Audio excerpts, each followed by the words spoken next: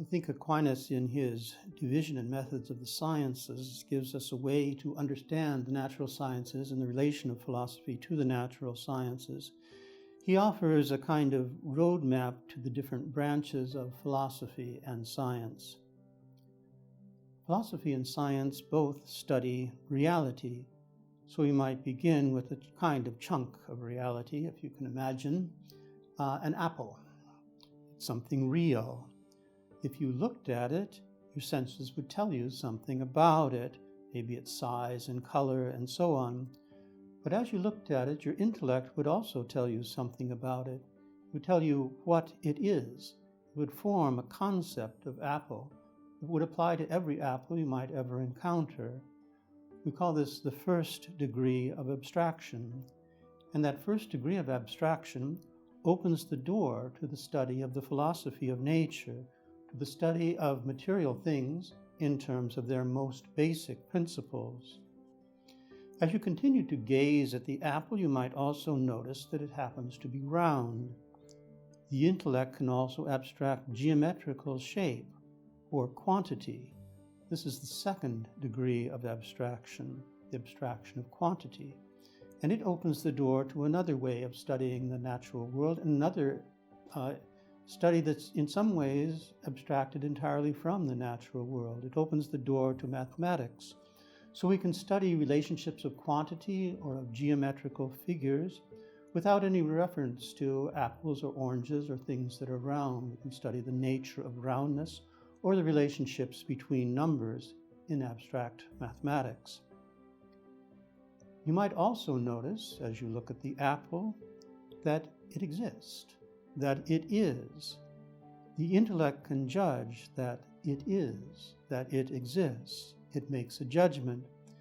And through a complex set of reasonings, we can use that judgment that the intellect forms to open the door to yet another branch of philosophy, to metaphysics, the study of being as being.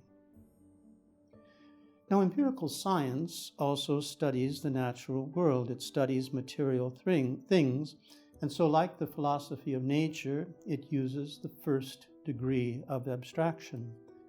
It wants to say things universally about nature, not just how this atom behaves, but how any atom behaves.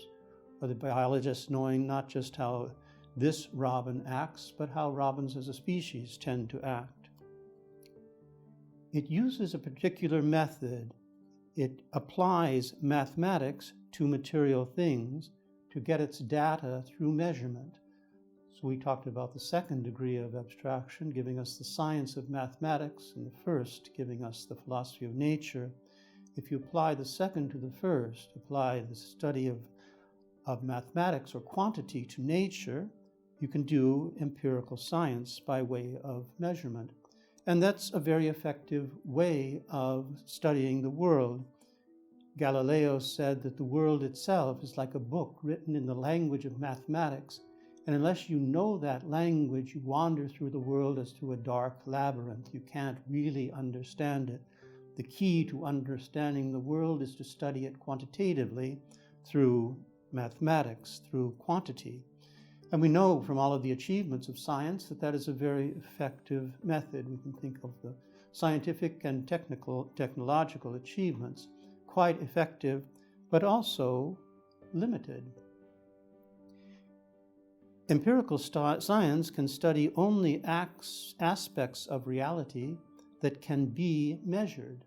So it cannot study realities like beauty or the soul or God. Some scientists and some philosophers would like to claim that science can study all of reality. But in order to say that, they also have to say that all of reality is quantifiable, and even that what is not quantifiable is not real. But that can't be a claim of science as such.